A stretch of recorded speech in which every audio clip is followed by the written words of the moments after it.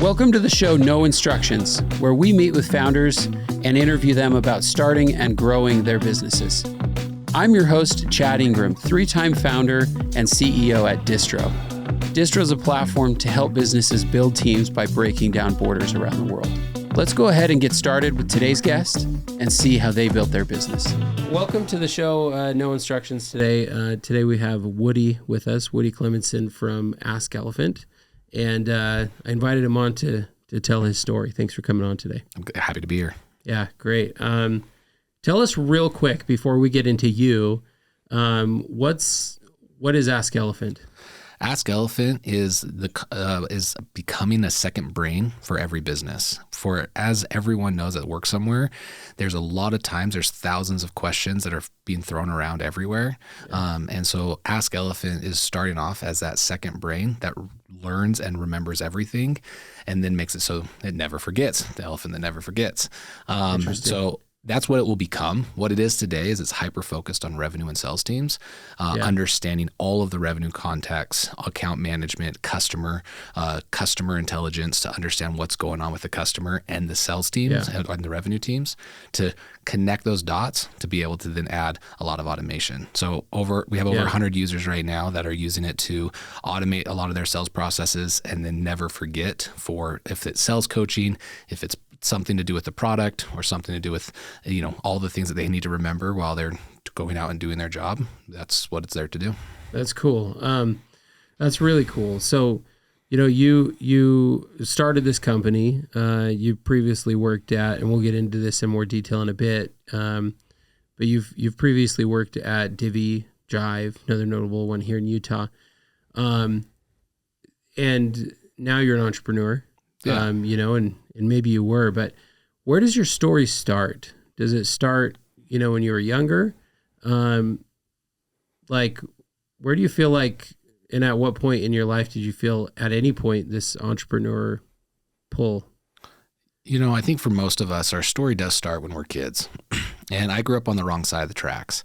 I was a troublemaker. I really struggled in school. And so when I was growing up. Did you know you struggled in school?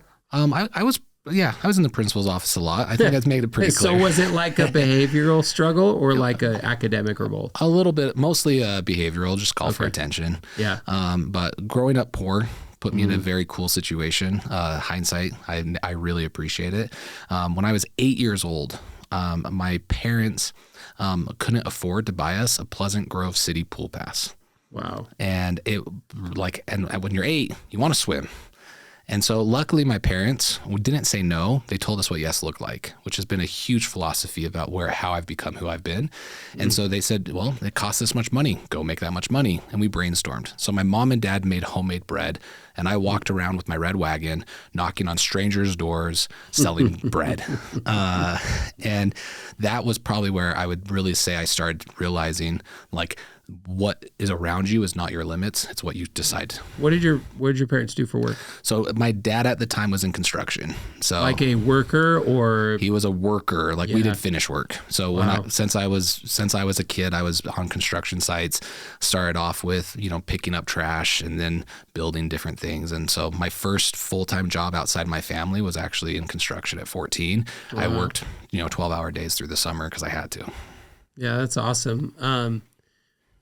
Did anyone else in your family ever, were you exposed at all to any sort of business owner or entrepreneurship, or that thought didn't really exist at the time? The only time it existed, my uncle was a contractor, so he kind of ran his own thing and hired my dad to do the finished carpentry work. So I saw him a little bit as that, but I would say mostly didn't get introduced to that until a little bit later in life of what was possible, but it was always you could do it your own. Yeah. So lawn mowing business, 16, my buddy and I installed gray water in Pleasant Grove where we went and sold it. And then we, had a labor team come and build it out. So it's kind of cool. Yeah.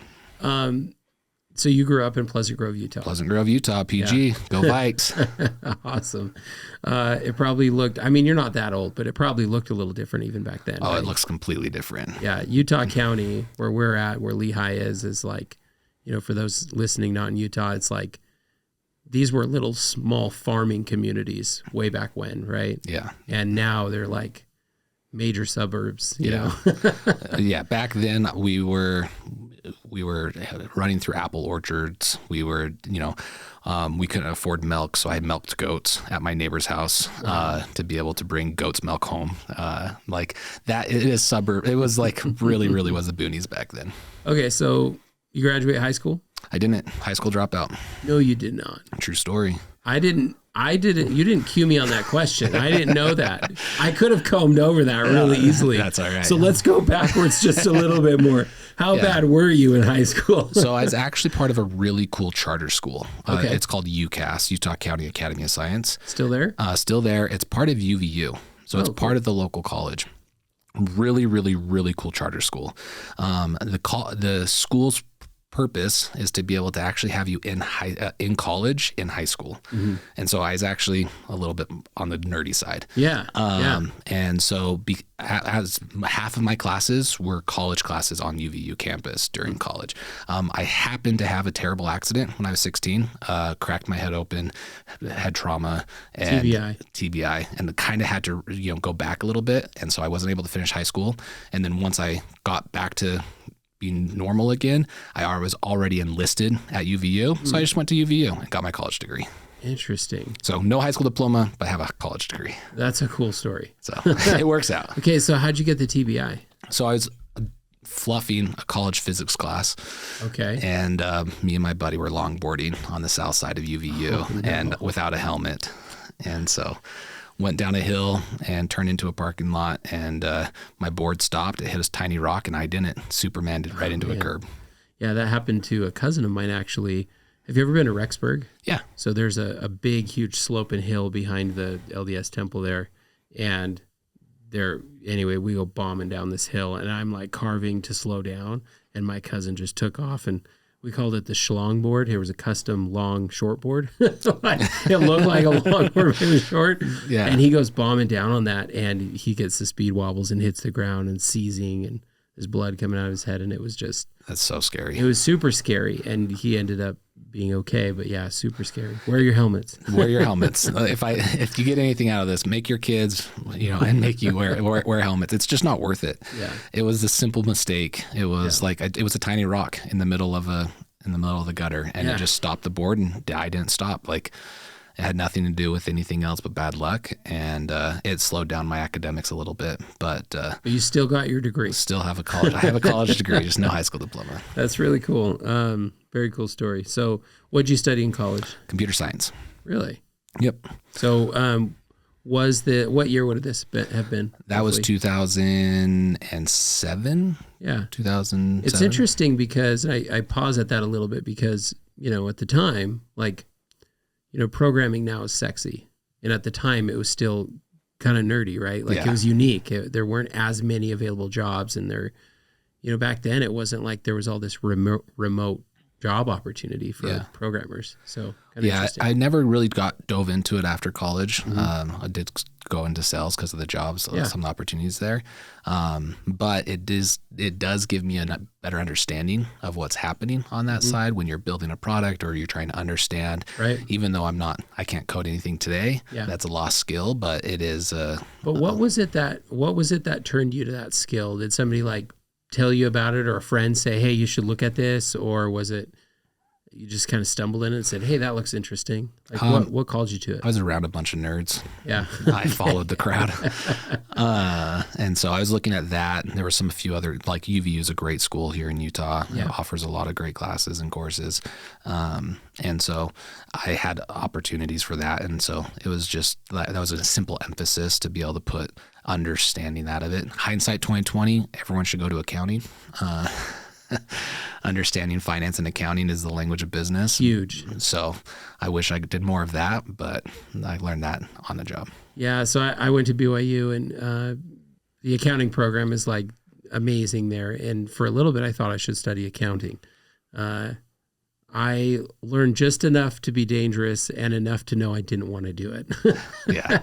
But it's a huge advantage when you can understand It your really numbers. is. And my older brother did that. He got his master's at BYU for accounting. And so like I didn't follow his footsteps. I just kind of went the other nerdy way. Yeah, that's cool. So, all right. So you graduate school yeah. At UVU. What do you do next? So it was actually the year in between my junior and senior year, about a year after my accident. Again, I was really trying to figure out and dealing with the TBI. So I actually went out at 17 and knocked doors for a company called Stampede Marketing. And being 17, I was obviously the youngest out there. They're recruiting most people that have returned from their mission, 21 or a little bit older. But being at UVU, there was recruiters there, got introduced, and 17, went out on my own, moved out, and knocked doors. And that's when I realized the money that's in sales. My first summer, I made more than my dad did that year. And I was like, holy shit, this is awesome. It's awesome. Yeah. What did you sell? Was it security or? So back then we were actually, control? It's outdated. No one even buys this anymore. Really? But back then it was the Comcast Triple Play. Yeah, that's right. It was the second year they had the VoIP phone system. So our objections was, well, if the power goes out, how do I call 911? Because you couldn't. Right. Because if the power goes out, your internet goes out, your phone goes out. Right. Back before cell phones were popular. That's cool. That's cool. Did you, as you tried that out, I don't know, was it weird for you or did it come natural? You know, there's so many learnings. Like for any young kid who doesn't quite have a direction, like that, you know, when you go back and look at me hindsight, right? It was a great way to just go force learning. And I really think that that's actually part of the problem with our current society is we're not forcing learning upon our kids. Right. And so there's so much learning. I didn't sell anything my first 2 weeks. My roommates were way older and like completely not Utah bred. Yeah. And so like completely eye-opening for me there. And it took 2 weeks. And then my manager, like where you're getting close to being fired, he was like, you know, went out and shadowed me and like started to like force the learnings to where I then just took off. And so the first 2 weeks were living hell and I hated every second of it. Learned a couple things, closed a couple deals, transferred to a different state, and then like did extremely well that summer. Where'd you sell? So first one was Bellingham, Washington. Then the second one was down in Hillsboro, Oregon. That's cool. So the good old West Coast. Yeah, I sold 3 summers in college, and invaluable experience. It really is.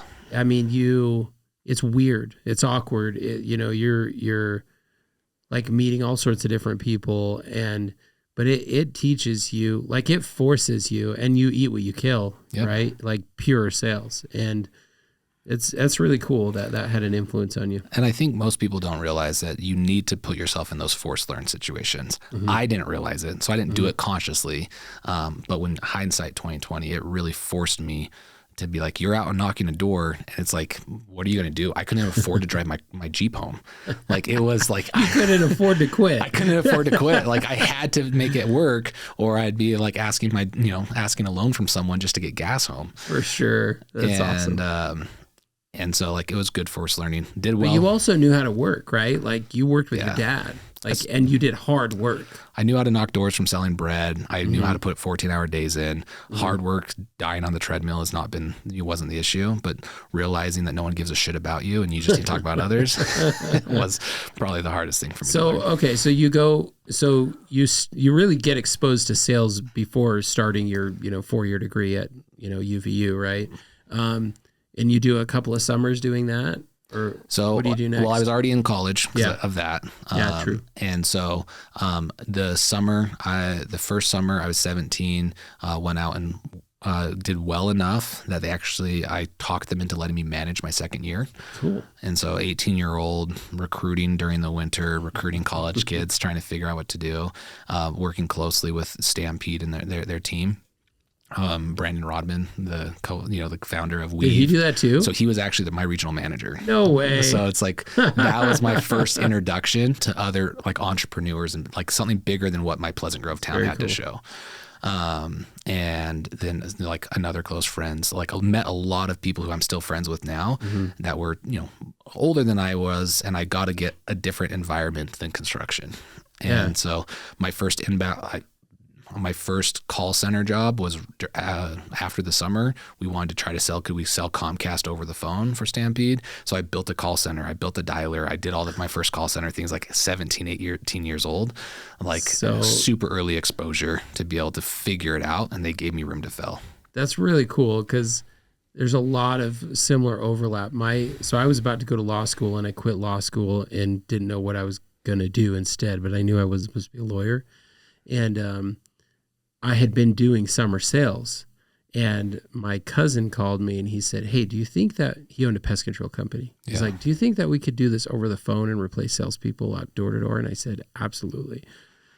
3 or 4 months later, we had like 30 people in a call center hammering the phones. That. That's awesome. And that was my first experience to VoIP, and old platforms. In fact, Brent Thompson, founder of Jive, which I'm sure we'll get into in a minute, we've talked about, I still have the code for an app that we built. We built our own dialer because we were spending so much money on it. And that was my first experience, in kind of programming. So that's awesome. Really interesting. Really cool. A lot of overlap. Like, hey, so if you're considering door-to-door sales, do it. A lot of good comes out. There's so much good. Now, it's more popular. It's more saturated. There is different. Ring doorbells weren't a thing when I was around. Right. So it's completely different. And I have empathy for those that are making it work today. Yeah. But environments that force learning, like if you do that and you go put yourself in one of those situations where it's like you're stuck unless you succeed. Yeah. And that is where I think the learnings are just where people get the most out of it. Yeah, I totally agree. So how do you go so you're at Stampede Marketing, right? And you're helping him build out this call center. What do you do next? Being young and dumb, it was really focused on, figuring that out. After the next year we went up to Puyallup. They were concerned that an 18-year-old was an 18-year-old. And so I actually recruited my brother to co-manage with me so I could have some age on me. So he, as an accountant, master's degree from BYU. He was an accountant. He still is for John Deere. And so he came, him and his wife, like babysat all of us. It really is like, if you look at it. But we recruited a team. We went up to Puyallup and we did extremely well. And it was you really just got a ton of momentum. And then after the summer, I said, hey, I actually just want to keep doing this. Can I buy out your contract? So we actually did a rev share contract where I got to run it till the contract ended in January after the summer, and got another 2 quarters up there to make some extra cash. That's smart. Yeah. And it was that was really the first where it's like I was the CEO. I was just paying them a rev share to use their contract, and I got to do everything else, which was a good entrepreneurial experience. So yeah, you basically made the leap to say, all right, I can do this myself, kind of like. Yeah. And so I had to recruit locals that could do it there, that would be willing to knock through the rain, because this is, you're up in Tacoma in the middle of the winter, you're knocking through rain. Yeah. And it was a great experience. You should have done that in California. I did it in California, and it was awesome. Would have been a little better. The winters were rough. Like it was like there's months you don't see the sun up there, and it's just gloomy. And to try to get a team motivated, it was it's like go spend 12 hours knocking doors where you're gloomy. Definitely. It was cold. It was really cold. That is cold. That's awesome. So how long do you do that? So I did that just till the end of the year. And then so it was 2009, I decided to go serve a service mission. Okay. How old were you? I was 19, and so I did 6 months. I did a 6-month service mission versus the 2 years. Yeah. And that's kind of interesting. What made you want to do that? Like it seemed like you were already, you had a future you were building, and it seemed like you might interrupt it, right? Yeah, I think part of it was that was kind of the standard in Utah. Like, you're 19.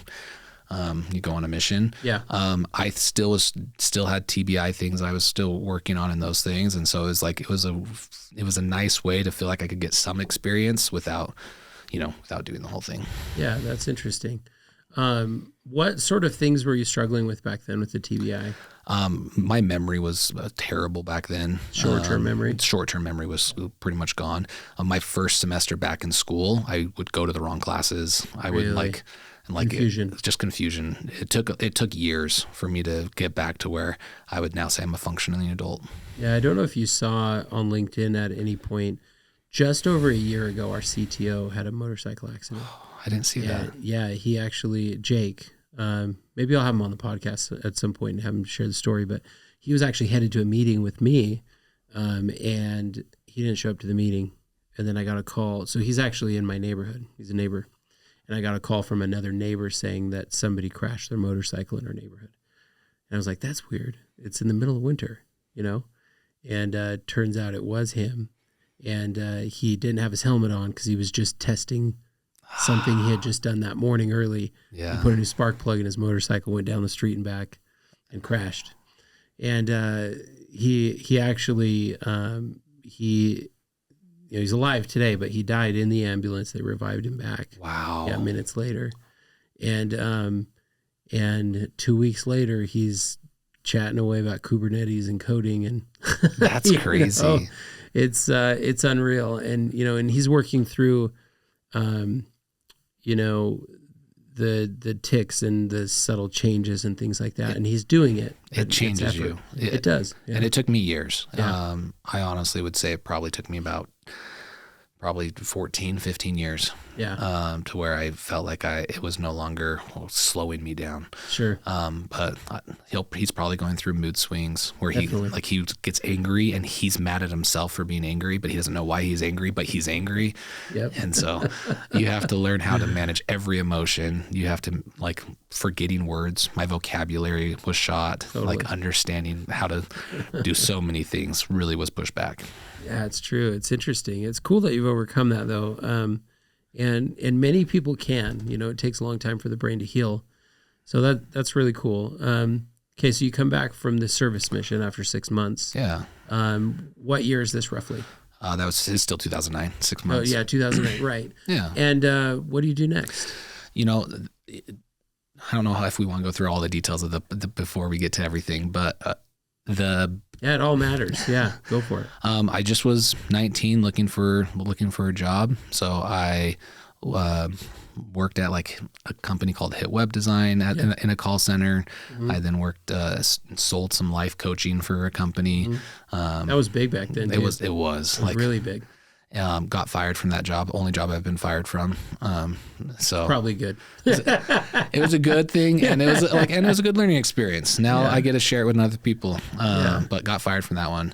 And then after that, I went and sold IT home services, still focusing on consumers was my most customers. And then I started a company. And did that in Colorado, partner and we got to some money and revenue, but then we decided to part ways. Normal, a good experience. I was 20. That was when I was 23. Yeah. Driving home October 23, I kind of was okay, really trying to figure out what I wanted to do. And reached out to some old friends, and they introduced me to, and I was talking to Ryan Westwood, and I just asked, the founder of. He's the founder of. Well, he's at this new place. I'm trying to remember what Fast. Well, yes, I know. Yeah, exactly. You're talking about, but at the time, he was founder of what? Simplest. Yeah. So it was right before I think he started Simplest. Yeah. But Ryan Westwood, he said, whatever you do, you need to go work for Abe now. And so I found mutual connections between Abe and I, and went into Solution Reach and interviewed, and went from being a CEO of a company doing $2 million of revenue to being an SDR, and took a humble slice of pie, and was the best decision I've ever made. Why is that? I think that from my growing up, I did struggle and have some rough edges that I think all of us do, and some people can just learn faster. Yeah. And Abe, James Wilson, are great mentors, great teachers, and was able to take, this rough kid that felt like he knew everything. I was kind of a dick. I was very good at sales, so I just kind of created momentum off of my experience and what I was doing versus actually working with a team. But so, how big was, so for those that aren't familiar, Solution Reach, not great Solution company. Stream. Yeah. Solution Reach grew to be hundreds of people in headcount. I don't know the revenue, but it was a lot. Raised capital before it was cool to raise capital here. Yeah. Kind of one of the earlier names that you don't really hear about now.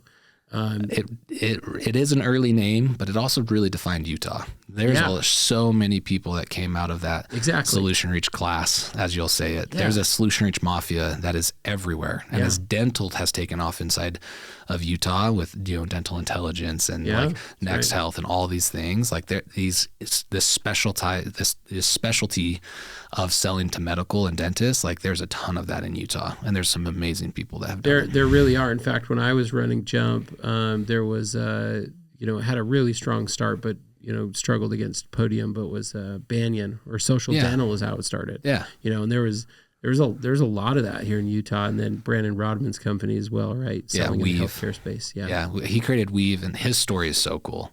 I know. I got to have him on the podcast at some point. Yeah, he started off not as a software company, but as offering just to get people back for their 6-month appointment reminders by having a team.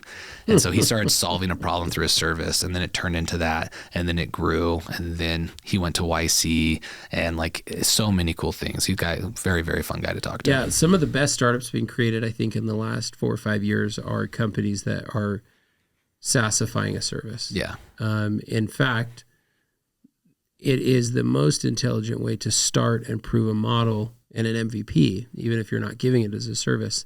Rather than going so deep on writing code, you really should figure out the most minimum viable way to do what you're going to offer, which in sometimes is a service, right? Yeah.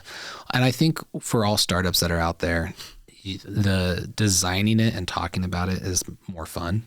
Mm-hmm. But if they're not buying it, and if a customer's not paying you cash for something, you're most likely missing out. Right. There's some industries I would argue against, but most companies I think can start as a service. The philosophy that we live by is sell, design, sell.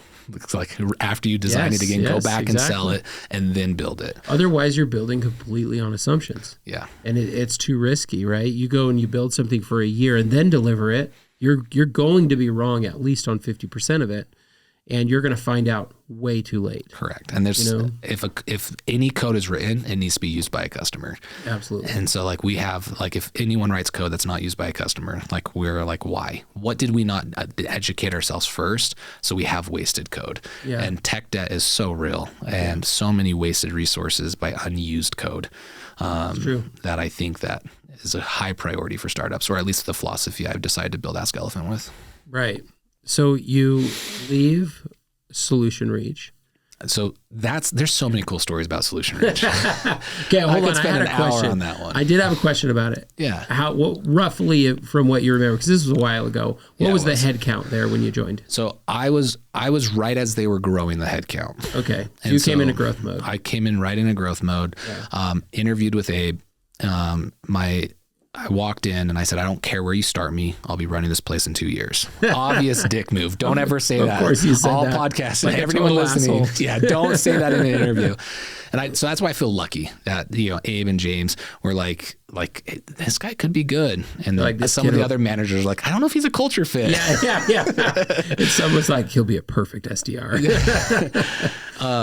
And so start off as an SDR. The first week I joined, other AEs are in my hiring class. And I go talk to Abe. I was like, what the heck? Yeah. And he's like, you said I could start you wherever I wanted. And I was like, oh, why did I say that? So started as an SDR. 3 weeks later, got promoted, went through the AE process. 3 months later, got promoted to SAE. And then that year, I actually paid off all of my old business debt. Really? So we lived off my wife's income, and I paid off all of my business debt. When did you get married? I got married in 2010. So a little bit before, working at Solution Reach. Yeah. Okay, cool. Yeah. Where's she from? She's from Orem, Utah. Okay. So, did you know her before? We met at a bonfire. Nice. Back when people met outside. Back before Tinder. Back before swiping left right. Yeah. I don't know what I would do if my wife left me now, because And please don't leave me ever if you're listening. But like, how do you date online? I don't know. It's just mind blowing to me. I don't know. Anyway, okay, so you have a wife now. Got wife, 3. Now I have 3 kids, but Now back you then have just 3 wife, kids. Yeah. Okay. But okay, so you join. They make you a closer essentially as an AE. Become a closer, pay off my business debt, walk into Abe's office. All right, I'm ready to manage now. So I obviously haven't learned anything. I would have loved for you to work for me. This is great. So Abe laughed. In the meeting, he truly laughed. He's like, "You can't manage. No other of the reps like you." And that is the first piece of humble pie I actually ate. And I was like, there's so much to learn. So that's when I really learned about what it means and why you should be a manager, if you should be a manager. Because I was just doing it because it's the next step. I wasn't as thoughtful. Right. And so so many things. So over 6 months was probably the huge growth period for me. I then took over managing, and they put me over all of the hiring. So I actually have interviewed 1,000 reps, hired over 100, fired over 30 of like, we called it the Woody Gauntlet. For the first 90 days that they were at Solution Reach, they were on my team, and I had to hire them, train them, and then at the end of the 90 days, we did a draft. And so the other managers drafted to see who they, like, if they wanted someone. And if they didn't get drafted, I had to fire them. It had nothing, like, that's just how it worked. Yeah.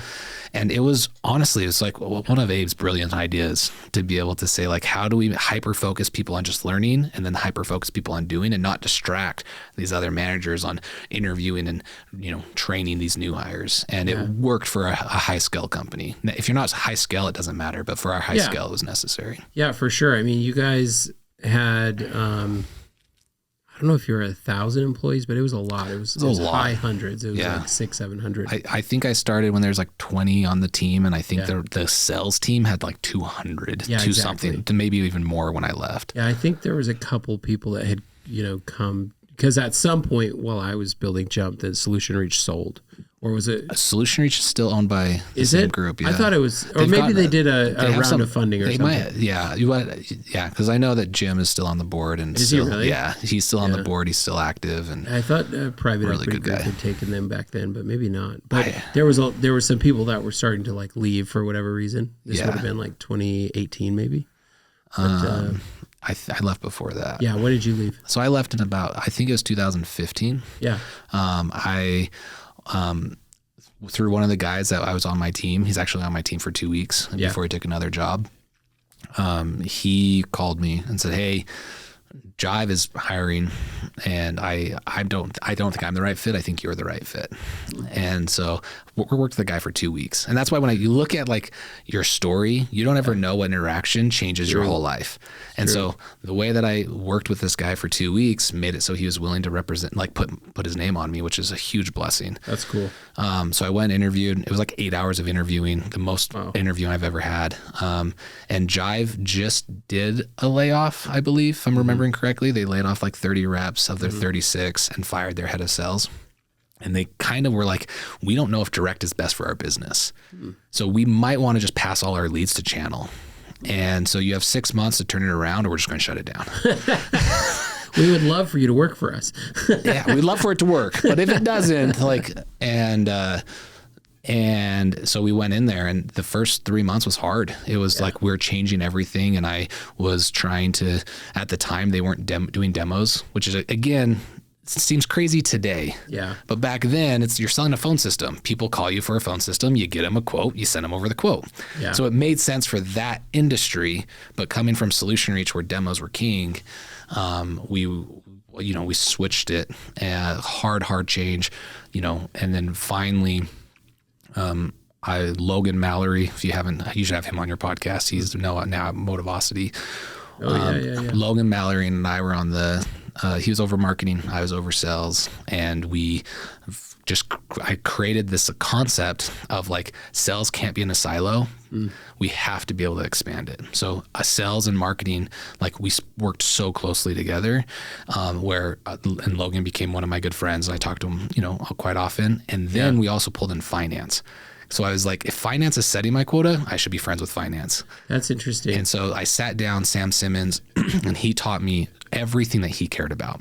And that's where I actually dove into understanding finance and where I wish I did more in finance. Yeah. And so Sam Simmons, Craig, and Alan, I made it so that we were a team. So marketing, sales, and finance always did everything together. Well, that just enables your success, right? Like if you can understand what budget that you're working with and what the expectations are of the board and executive team, then it just makes it easier to know what you're playing with, right? Yeah. And what to perform. When you run a business, you care about the P&L, but most employees don't. Yeah, totally.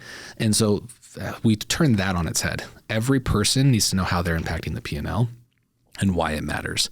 So when we were setting quotas, I knew exactly why. And it ended at the end, like finance and we would set the quotas. They wouldn't set it. I wouldn't set it. We would set it. When I tried to give How much did you sandbag? I don't ever sandbag. Okay.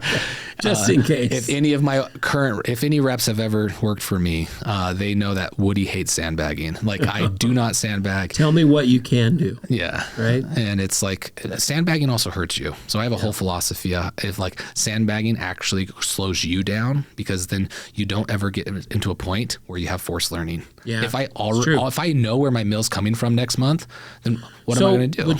Would you rather have somebody sandbag or undershoot a high goal?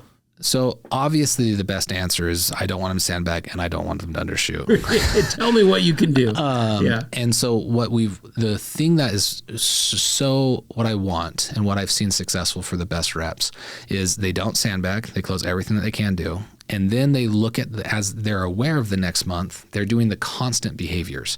Success comes from consistency. Mm-hmm. And so as you're focusing on those constant behaviors, you usually already have a pretty good confidence rate and how confident you are you're going to hit. And then you have plan A, B, and C. And so I've had reps that have never missed quota and have never sandbagged. And because they have their plan, their process, and that they execute off of, and it creates that success. And so it is possible. Yeah. Now, is it hard? And has someone missed? Yes. But when I was a rep at Solution Reach, I missed 1 month, and it was the last month I was a rep. Wow. And like that's just what it was, because you just have a process and you go through it. And at Divvy as a team, we only missed once. Wow. COVID. Let's talk about that. Let's flash forward to Divvy. Who brought you into Divvy? So Sterling was at Divvy. Yeah. He didn't recruit me. Wasn't allowed to, because he was also at Jive. Sterling was at Jive. So clearly was not allowed to. Yeah. And so obviously Sterling and I were, we worked really closely together. He was in a marketing org and you were in sales. Yeah. Is that right? Okay. So he did a trick. He did a lot of stuff at Divvy. His main title was to be over like public relations and doing PR. Sure. And there's amazing stories about the success that he brought there. But he was he was super involved in all things marketing. That's awesome. So you heard about Divvy. You're like, there's an opportunity here. And where do you come in at Divvy? So after Sterling left, I always said, where are you going? Right. And he said, and I said, well, let me know when you're looking for a sales guy. I'll introduce you to some. I actually had a retention grant. I didn't want to leave. Yeah, that's good. And so I recommended a few people. Someone actually got the job and then turned it down. I'm not going to use their name, but it's all good. They turned down the job. And then when they turned down the job, I said, hey, can I? And then he said, I can't recruit you. Go talk to Alex. What was Alex Bean at the time, who I think was over revenue, right? Yep. Alex Bean was over revenue. So Alex Bean hired me. And this was, when you're going to a startup, you have to have a thesis. Yeah. Divvy at the time wasn't cool. Hindsight 2020 is super interesting, but like at the time it wasn't cool. It was. How many people were there at the time? 20. Yeah. It was pretty 28. Early. You weren't even in the building yet where we were at. No. Yeah. This was long before that. Correct. Yeah. And so when you look at it, you have to have a thesis. Picking what startup to go to is actually really hard, because it can ruin your career or change your career. Totally. I'm only on the map because of the success at Divvy and like what we did together as a group. And so picking that, I had my thesis was Sterling and I could do it at Jive. And it worked. We had a playbook. It worked. Let's go do it, before they have 8 years to have the old stuff to do. So we went in there with the concept of revenue and having everything aligned and how to work with marketing. And Sterling is literally one of the best marketers I've ever met and one of the best business people I've ever met. And so it was like, I bet on us as a team to be able to say, if we did it there, we could we built something. Sterling was there already at that point. So he joined pretty early headcount as well. Yeah. He was there 3 to 6 months before me. Yeah. That's awesome. And his story is fantastic as well. What was your job though? What were you looking to do? Was it a leadership role or contributor? At Divvy, I was head of sales. He was head of marketing. Okay. So we just copied and pasted. So you joined. And it was a great story. We have ups and downs, and if going from 0 to 400 million, selling for $2.5 billion is a story upon all stories. Yeah. Great leadership team. The team that was there truly was special. Time frame too. Yes. What was the time frame? 4 years. Yeah, that's insane. So that's insane. But we had the best partners in finance, Blakely and Eric and Matt and their whole finance team. And I could name all of them. We had great partners in marketing from Rick Galan and a ton of amazing people that are there. And then on our sales side, we had a great sales team, a great implementation. And the cool thing is we built the framework where we had aligned the revenue team. And so about a year and a half in, we actually put all of us, and that's when Sterling became over all of revenue, and versus having us siloed, because that's what made success. So if Sterling was over revenue, what were you in charge of? I was over all of sales under Sterling. Got it. Okay. So, and you ran to the acquisition, right? Well, and worked 2 years after. You did? Yep. I didn't realize that. Yeah. So you worked at Bill for what was acquired by Bill. Yep. Bill.com. Great company. And so let's flash forward. We're doing okay on time, but let's flash forward just. It's a little long of a story. No. I mean, dude, we could dissect Divvy for 2 days. I mean, I got to see that kind of front row outsider, because my first experience with Divvy, I didn't really know any of the guys.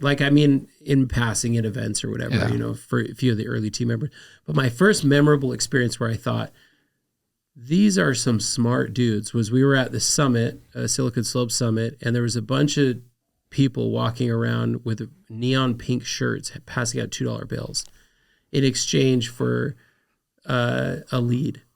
And I was like, that is freaking genius, because $1's not quite enough and $2 is interesting enough. Yeah. And a $2 lead, come on. And so they were literally walking around with stacks of cash this thick. I don't know if you were there yet or not. That was right before me. It was a whoever good story. did that was genius. It was just so genius. That worked really well, I think. But that was my first memory. And then I think some months after that, they raised a little bit of pre-seed or seed money, and then sometime after that, raised a larger round and moved into the same building as us. Yeah, so I joined right before the series, right as they were closing Series A, and that was probably that was early on. They used to have the money cowboy who would walk around with the suit with money on it. It's so awesome, and it's belligerent and awesome. Yeah, I love it. And honestly, it was the way the Divvy had all of the right pieces, right timing, right people, and we had everything really worked together, and it was a really good product that created a good service, and then. When you have the perfect designed team where we truly cared about usage, and most sales teams care about contracts. Yep. And so your sales team is actually fighting against the company sometimes. And at Divvy, the sales team cared about spend, which means we had to care about usage, which means we thought differently. You thought about the buyer. Yes. Right? And it is different. It's that's what can happen when you have a very good aligned team with a good product, right? It's that is sales enablement. Yes. Right? That's interesting. And it truly made everything. And then we had huge targets. We have so many philosophies we could talk to about days, about the things we did to make it so that we created that success.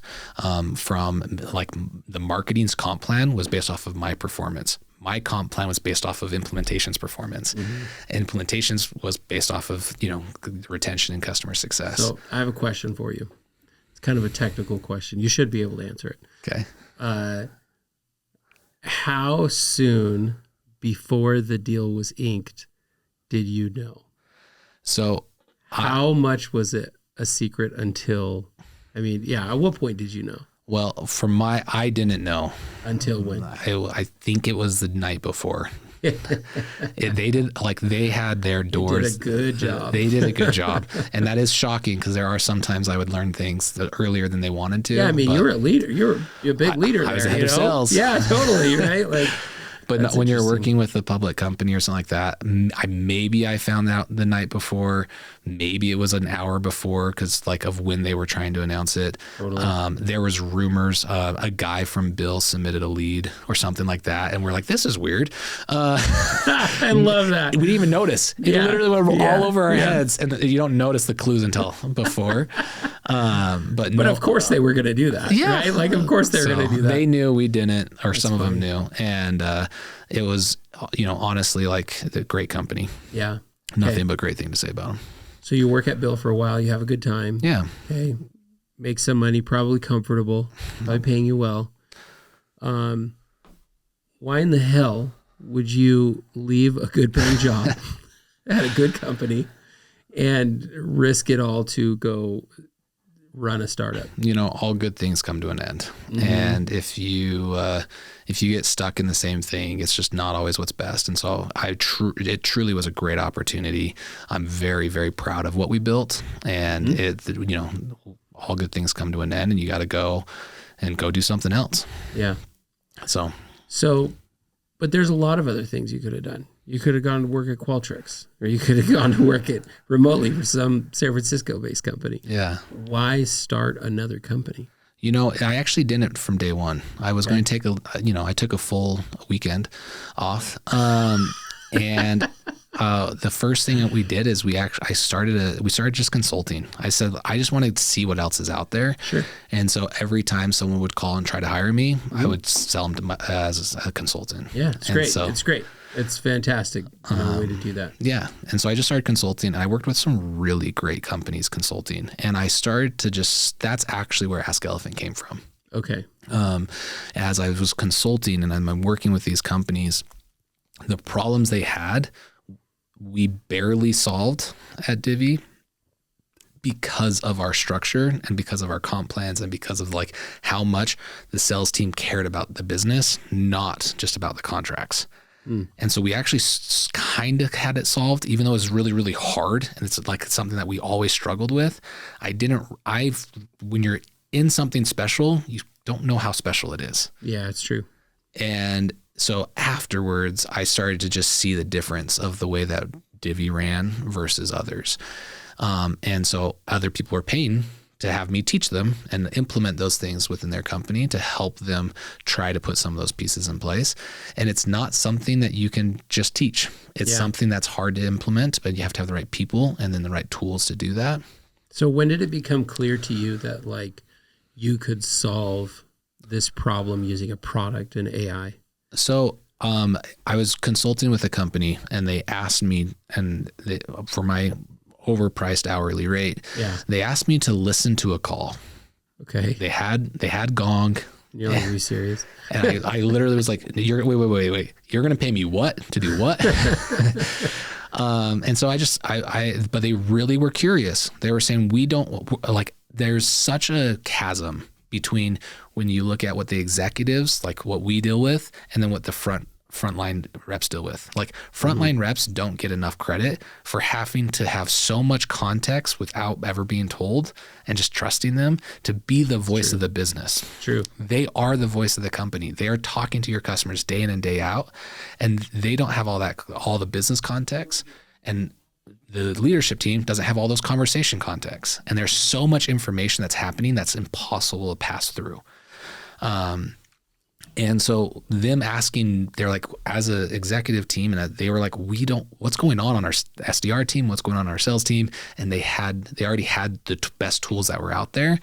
I started to play around with what is it like to be able to use AI to be able to digest or interrogate conversations. And so that's actually where the idea started, where I started to figure out how I could listen to 100 calls within 5 minutes versus actually listening to the calls themselves. Because when you listen to a call with a trained ear, you're asking questions. Yeah. You're looking for certain patterns. You're looking for different, and you're thinking of those things.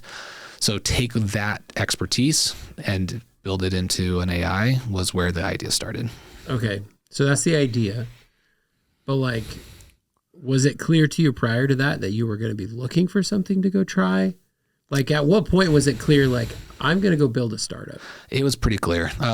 My last couple months at Divvy, I invested into a startup that was nothing related to anything. It's called Clutterly. Okay. Try clutterly.com. Still haven't taken the website down, but I invested into a guy to run this business. Yeah. And I started angel investing and trying to figure out like what I was going to do next. So I would say I knew before I left that I was going to do like that. Give it a shot. And I invested into this junk removal business called Clutterly, and home service consumers isn't my cup of tea. And that founder backed out. And so it's no longer there, but it was like where I started realizing there's like, I wanted to do it. And so I just worked on ideas, consulted, brainstormed, play with ideas, just looking for like, what's something that I can do. That's my expertise. Yeah. And that is a big enough idea to be able to change the world. It's awesome. Do you have a co-founder? I do. Who's your co-founder? His name's Steven. Okay. I actually was when I was at Clutterly, or when I was working on Clutterly, I looked at buying a company he created. And so I met Steven. We started talking. He sold his shares of his company and joined AskElephant. Is he a technical co-founder? Yeah, he is. Okay. Awesome. So 20 years of experience. Had a great go at a company called T-Sheets that was sold to Intuit. Yeah, I know T-Sheets. Definitely. So like he had a great go, and that allowed us to, to have like-minded individuals that want to take over. Yeah, that's fantastic. And how long ago did you guys get going on a name and writing code? So the idea, like we started the idea July 1st. Yeah. And he created a proof of concept, but we weren't really working on it. And I was like, okay, like it's technically possible. Yeah. If it's technically possible, let's move. So I actually went out and started selling it, and I have some great, and I sold it as a service without any code until October. And then we started writing code in October, and now we have software that does a lot of it, and it's growing. And that's like, but we had 3 paying customers before a line of code. That's awesome. That's the way it should be. Yeah. That's absolutely the way it should be. So people listening, working on their first thing, you probably already coded too much. Get it to market. Yeah. So what's the head count today, roughly? So right now we have 3 engineers, and I have 3 people that are implementing it, and then me. Yeah, so cool. we 6, still 7 people. Yeah, it's awesome. That's when it's fun. Yeah. It's really too fun. Complex. Enjoy it now. It's the best time. You also raised money, right? Yeah, we did. Okay. So when you started it, though, were you able, to be one of the few who are able to raise on a pure concept and idea, or did you put something together and fund it for a little bit, amongst yourselves? Like, how did that work out? Luckily, I've been blessed. So I did, I put some of my own money into it before. And then we just barely took some like pre-seed money to let us build out some of the engineering team. But we're not like, it's still early on at that stage. Yeah. But it really is like, now let's build the product, and then we'll actually go do a seed round with a product to be able to scale. That's awesome. So what are next steps for you guys? Right now it's the art of finding product market fit with creating a moat, because there's so many good ideas out there. And so we're creating a lot of success by just working with our design customers that are using the product how it is, and making so that it scales past what the service we're providing today. Yeah. And then we're slinging code. They are writing so much code right now to just build out the different things that are necessary to be able to go compete in this market. That's really awesome. I wish you guys well, and it sounds like you're going to do awesome. Where do you think, what disadvantages might you have building this startup coming off of another one that was so successful? Oh, that's a great question, Chad. I think the first thing that you realize is you get used to something. And so I am very used to, going from 0 to 400 million. Yeah. and having a large fund where you fundraise as like you do to build something like that. Right. You also have room to make mistakes. The benefit of money is room. And at Divvy, we were blessed to make mistakes because we created success from those mistakes. Yes. We could fail fast, and we made pivots as necessary that got us around the landmines of building that business. And right now, and as a startup that that's being a little bit more constrained. Yeah. You got to be it's all up to you, and it's all up to your team to make it happen. And it's at that stage where, like, I can't throw up 10 people at a problem. For sure. Of the best people in Utah County, too. Yeah. And so it was so nice to be able to, I had the best team at Divvy, the best leaders, and everyone that was there to create that success. Everyone at Divvy was someone you could hand them a big problem and they'd go give you the right solution. And now you just don't have those resources. Definitely. But it's a season, right? At some point you will, right? Yep. It will grow. The first 10 people dealing with stuff at Divvy dealt with the same thing you're dealing with, right? It does make me respect. And I talked to Alex and I talked to other Blake and other founders that are going from 0 to 0.1. They do something special. So respect the companies you're at, that the founders that got it from 0 to 1. Yeah. It was interesting at Divvy. You take for granted what it is, and the idea or what it was. And it's Blake and Alex took a risk and really had to be able to go from 0 to 0.1 to 0. And that first, what was it, 12 months they worked on it before I came on board, it usually is under respected through most companies. So respect the companies you work at that got to 0 to 1. Definitely. And it's also kind of fascinating how different it all is, right? Like when you walk into the Divvy office and there's hundreds of people there, and there's a sign-in checkpoint and a really nice person to greet you, right? And then someone to take you somewhere, very professional, somewhat corporate, but very startup, versus the first 6 months you walk into the office hey Blake, hey Alex, it's just this tiny little team. And it changes so fast, right? When it becomes a real company, it's really cool. It's really cool to see that. And being able to see the full journey, or I missed the first 12 months of 0 to 0.1. But seeing that full journey, you see relationships build and change, and you see people change. And it's it felt like a long journey, being there for a total of 5 years, a couple at Bill, the rest at Divvy. And what it gives you is insights of what's possible. And growing up as a poor kid doing construction and selling bread to buy a pool pass to see what's actually possible is something I'll always be grateful for. Yeah, that's awesome. If anyone wants to reach you, how do they reach you? You can find me on LinkedIn, Woody Klemetson, and reach out to me. And I'd love to help any sales guy trying to figure out what to do next, or any executive trying to figure out what the hell's happening on their sales team. Fantastic. Thanks for coming on the show. Hey, thanks, Chad. Thank you for listening to today's episode of No Instructions. Feel free to leave us a rating or review wherever you listen to podcasts, and subscribe so we can continue producing these podcasts. Today's episode was brought to you by Distro. Distro is a platform to help startups find, hire, and pay employees in over 200 countries. It's free to use. Go to distro.io to set up your free account today.